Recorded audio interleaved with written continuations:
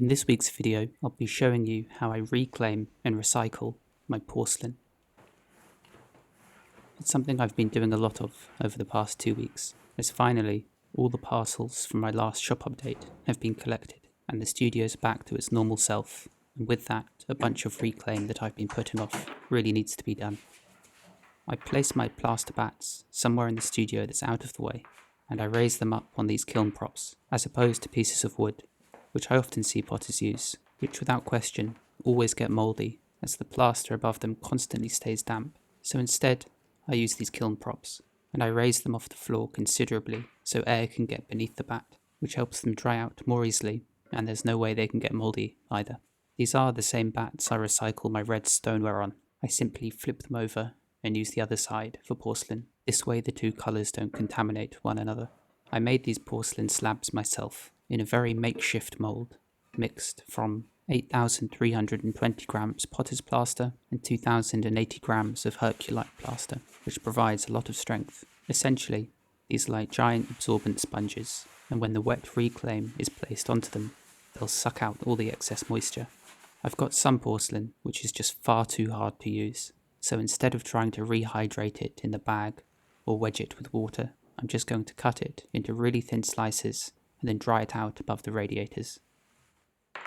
Then, once it's completely bone dry, I'll throw them into my reclaim bucket and submerge them with water, and after being dried out and completely bone dry, the porcelain will slake down and disintegrate very easily into a fine sludge. If instead I simply put these slices into water straight away, it could take them weeks to disintegrate, as leather-hard clay can be quite impervious to breaking down when submerged in water. So to make my reclaiming easier generally, I'm quite careful about the condition of the clay before it goes into the reclaim bucket. And with incredibly firm porcelain clay like this, I'd really have a horrible time hydrating it enough to wedge it comfortably without hurting my wrists. So instead, I just reclaim it. I place all of this clay above the heaters, and once it's completely bone dry and brittle, only then will I submerge it in water.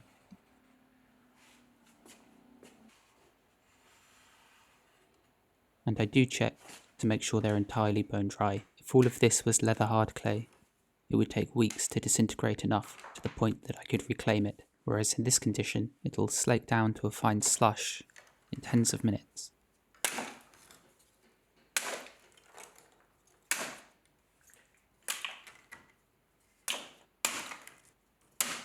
That isn't to say that no leather hard clay can be put in here, as long as it's very thin, say a millimetre or two, like these bat scrapings, they'll disintegrate just fine. And the same goes for any trimmings removed from pots during the turning process, as they're usually so thin, they'll have no trouble disintegrating.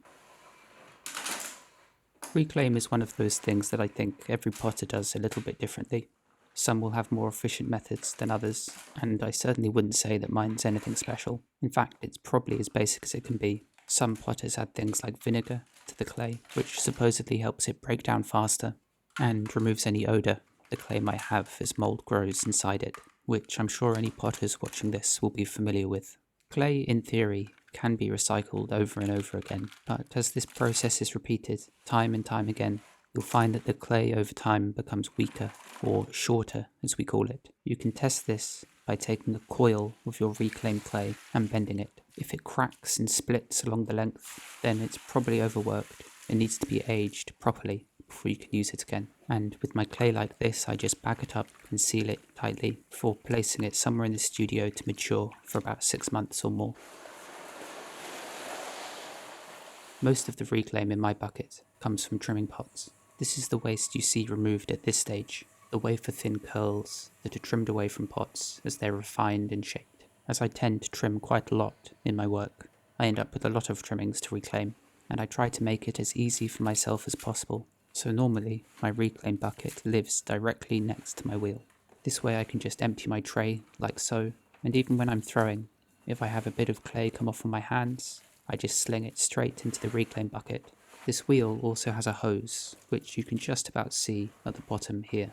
It leads from the plastic white wheel tray into the bucket, and so after a day's throwing, I can simply use a sponge to push all the slip and water down the hose into the bucket, And it's everything really that gets recycled, even all the tiny trimmings that make it up onto my workbench. And even on the tools themselves, I don't just wash my tools in the sink and let all the excess clay go down the drain.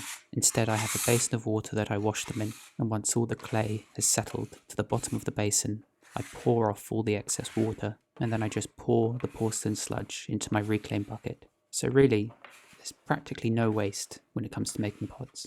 I try my hardest to recycle as much of the material as possible. And that probably makes it sound like a chore, or that I'm overly critical about recycling, but it really isn't like that. It's quite easy to do, in reality, and I wouldn't say it takes any longer. This clay that's going in technically isn't bone dry, but like I mentioned earlier, as these trimmings are so thin, they'll just disintegrate and turn to a sludge in moments. Once the bucket starts to get really full, and all the clay inside has been slaking for a couple of days or over the weekend, it's time to process it and get it onto the plaster. The first thing I do is remove all of the excess water that's settled on top. This way the reclaim won't be too watery when it's put out on the plaster. With that being said, I have found that porcelain reclaim is a little bit trickier to do than stoneware. It tends to slip and slide a lot more, and even with a bucket of reclaim like this that didn't seem so oversaturated, once mixed, it became much more of a slurry, as compared to my stoneware, which tends to hold itself together a lot more. Then I begin to mix it all, which with these plastic buckets is quite easy to do initially, just by moving the sides like this.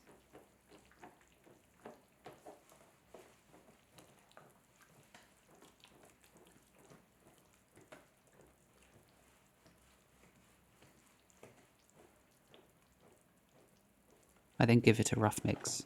You'll find that some potters really give this stuff a good blend with a mixer on the end of a drill, or even an immersion blender, which I did try.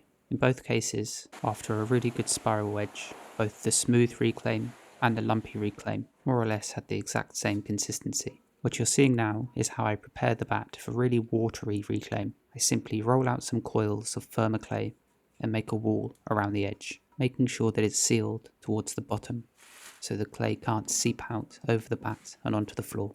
If I was more prepared, I'd make batts that have a divot in the middle. That way the reclaim can just be poured in and it's contained by permanent plaster walls. And these are something I'll probably make in the new year, as it looks like I'll be using porcelain more and more. Once the retaining walls are in place, I can begin to pour in the immersion mixed porcelain reclaim. I've also found that the porcelain tends to dry out more quickly than the stoneware, or at least it develops a firmer skin where it comes into direct contact with the plaster. This means that in some cases I've been able to pour out some like this and then in a few hours roll it up and take it over to the workbench, where it's wedged up roughly and made into a horseshoe arch kind of shape so it can air dry. That way I can get more reclaim out onto the batts whilst the other reclaim is up on my workbench air drying. I'm still relatively new to using porcelain properly in my studio again, and I'm sure there are methods I can learn which are far more efficient, but generally speaking, I'm not in a rush to get all this reclaim done, and I've simply been doing it slowly as I throw porcelain lidded jars and plates in other forms as the year winds down. So, if you do have any suggestions, or perhaps you've been reclaiming porcelain for years by yourself, let me know what your method is, as it's always interesting to see how different potters approach the same problem. On this batt, I didn't add a wall of porcelain around the edge, and it's this clay that I was quickly able to peel away and take over to the workbench. So despite being only a very thin layer, it had quite a fast turnaround, especially positioned next to the heater, like this. When I'm in a period of glazing and firing the kiln, I'll actually place my plaster batts beneath the kiln so that they can really dry out thoroughly. If your batts are in continual use, they can become oversaturated with moisture, and they become less effective over time. So with mine, when I'm firing, I simply place them under the kiln so they can really thaw out, or I simply lean them up against the radiators for a few days, until they no longer feel damp to the touch. Now that the clay has been scooped out and placed onto the plaster, I'll leave it for a couple of days before taking it off and wedging it. By the following morning, I can easily pry it away like so, and at this point, I'll usually roll it up or flip it over onto the wet side. There's no point trying to take it off too early, as the slip in the middle is still pretty much liquid, and you also don't want to leave it on the plaster for too long, so that the clay becomes so firm it's unworkable and cannot be wedged. In this case, I simply folded it like this and then left it for another 24 hours. Then it was pretty much perfect to remove. But ultimately, there are so many different deciding factors. I live in London, in the United Kingdom, and it's generally quite damp and cold, especially in the winter, and sometimes it can take a week or so for the clay to become firm enough to remove from the batts, whereas you might live somewhere that's sunny and hot, in which case it might just take a couple of hours before the clay needs to be removed. So in no way is the information in this video the way it must be done. Rather, and like I say in many of my videos, it's good to follow a rough guide, but ultimately you need to find a method that works well for you and your environment, and often that does take some trial and error. The reclaimed clay is then taken over to my workbench, which is made from a thick sheet of birch ply. It's slightly absorbent, which is what you want for a wedging surface, as it continues to draw moisture out of the soft clay, and it prevents it from getting stuck to it. If it does stick, like it's doing here, it's likely too wet, so instead I just roll it up, and I'll simply leave it uncovered like this, so that it can dry out in the air.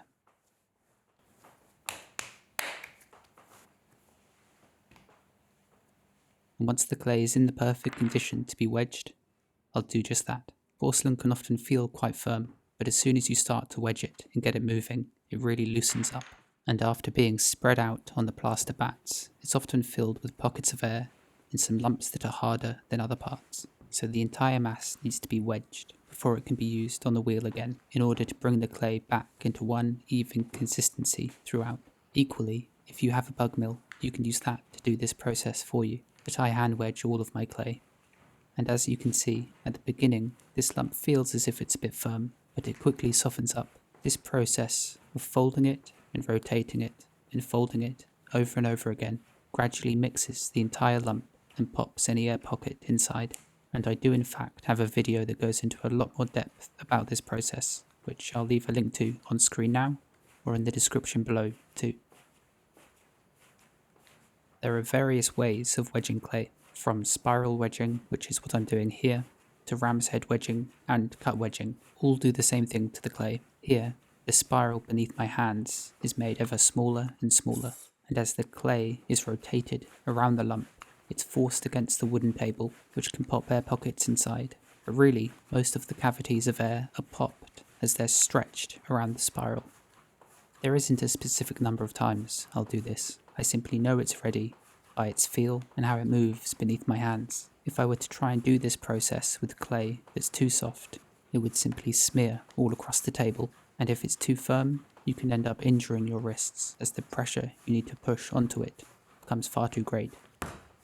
The height of your workbench really makes a difference too, as this process really doesn't need to be all about muscle and strength. My workbench is just high enough that I can use my upper body weight to push down through my arms and onto the lump of clay, and I rock my body back and forward as I press, which means I actually end up using very little energy when doing this. You can certainly make the process more difficult for yourself if your wedging bench is too high and you're just using the muscles in your arms and shoulders. A lot of it simply comes down to technique. And when it's successfully wedged, you should be able to slice through it, and it should be perfectly smooth and even throughout the entire mass. It's said that spiral wedging is useful when throwing pots on the wheel, as wedging the lump in such a manner inherently adds a spiral nature to it, and when you throw a pot on the wheel, you end up pulling it up in such a way that the spiral travels up with your hands through the walls of the pot. It's also one of the things that helps prevent S-cracks from occurring on the bases of your pots. But either way, that's it. The material more or less finished and ready to work with. I can then immediately weigh this stuff out and throw it on the wheel, or if I'm going to store it, I'll wrap it up tightly in plastic. I hope this has been useful to those of you who've asked for this video. Maybe it's about time I finally get a bug mill, an early Christmas present for myself. Thanks for watching, and I'll see you next week.